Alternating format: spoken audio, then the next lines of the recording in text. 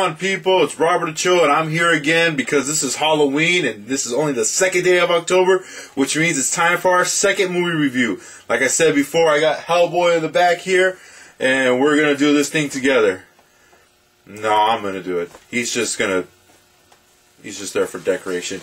Anyways, I got a really good, interesting movie today. It's a horror movie, but really with a lot of social and environmental issues. And unlike any other horror movie I've seen before, this one really does have a lot of good arguments, a lot of good points, and has a lot of issues that we should be talking about even nowadays. I mean, the same issues that are in the movie can be brought up again in current times. And that movie is Prophecy.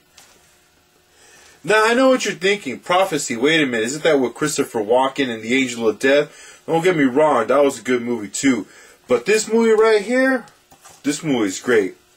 Let's start off with the story. The story is about a mutated bear going around killing people. And when I mean mutated bear, I mean really bad special effects. The bear looks kind of awkward at times, but this movie was made in 1979.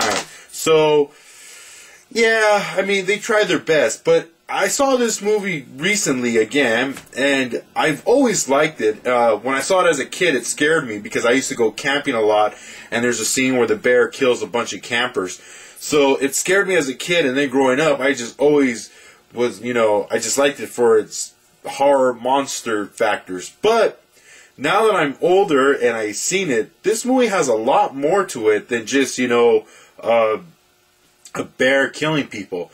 The story is that there's a logging company that wants to start tearing down trees, of course, so they can produce paper and whatnot. Well, what's going on is that the Native Americans are fighting to keep the loggers off their land. And the big problem is that the Native Americans are claiming that it's their land. It's always been their land, and it's not the government's land. And that no companies and no business should actually take over their land. That they should keep it pure and safe. The loggers are saying, no, this is our land. We bought the rights to it. We have the rights to it. We're cutting down as much as we want. So they get this guy who's, I guess he works for the social department. And he works in the city, and even like the scene where you are actually introduced to him is great because he's getting upset. He goes into a ghetto. He goes into an apartment where a lady is telling him about all the trouble she's having with the landlord and all that kind of stuff, and he's getting really upset. And then that's when this guy comes along and tells him, "Hey, you know what? We need your help here." And that he needs a person that knows how to handle people, so that's why they send him in. I guess he's the best at what he does. Anyways, his wife is the same girl that played Adrian in the Rocky movies. I forgot what her name is. It's probably here somewhere. Do I want to look for it? Yeah. No, don't see it.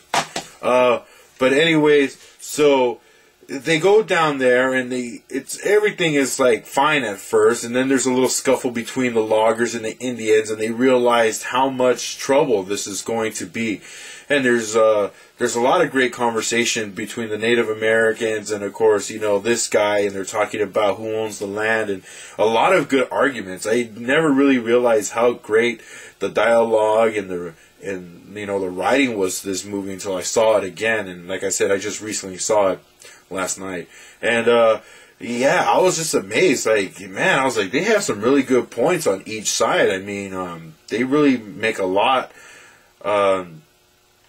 Well, I'd say they really do a lot to make a person think. That's what I meant to say.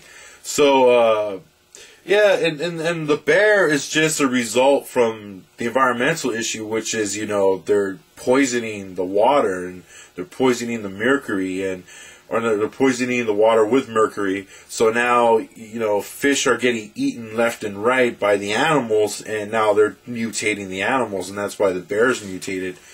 And, it's a really great movie. It's gory in some parts, not so much in others. When the bear is seen, like the full body, you could tell it's a guy in a suit, and the suit's made kind of cheaply, so it looks kind of weird. But Other than that, I mean, it's actually a good movie, and it's a good movie story-wise. Like, it has a really good story, and like I said, we can talk about this even today. You know, who has the right to the lands? Native Americans, or does the U.S. government have the right to the lands? Also, you know, environmental issues. What can we do to stop the pollution or the polluting of the environment around us? You know, what are companies doing to make things safer for the environment? So this movie definitely is a movie that I think can keep going way past its time. And you rarely see that in horror movies. Some horror movies, they look so bad because they were made for that specific time and those specific issues.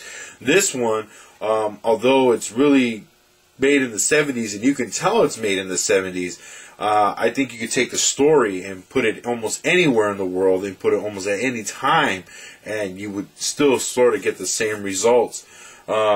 It's a great movie. I liked it a lot. I recommend everybody to see it because it is a good story, and it does come up with social and environmental issues. And as an anthropologist, I found that more pleasing than the monsters, you know, killing. Yeah, the bear is pretty cool, you know, like I said, it looks goofy at times, but other times looks good, and he's over there, you know, cutting off heads and killing people. It's not as gory as people think it would be, and there's not really a lot of, like, horror and murder, like, throughout the whole movie, but definitely it's a well-written movie. It's really good. I think it's a movie that just flew underneath the radar, but I think horror fans need to bring this movie back out because it's definitely a movie where the writing and everything comes together, and it's really great.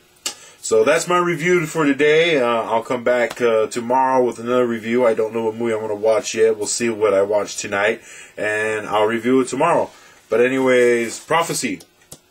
Go get this. I think they just reprinted this again on DVD. I'm not too sure if it's on Blu-ray yet. So I have seen it on DVD at Fry's. So yeah, definitely pick this up. This movie's great. It's awesome to watch.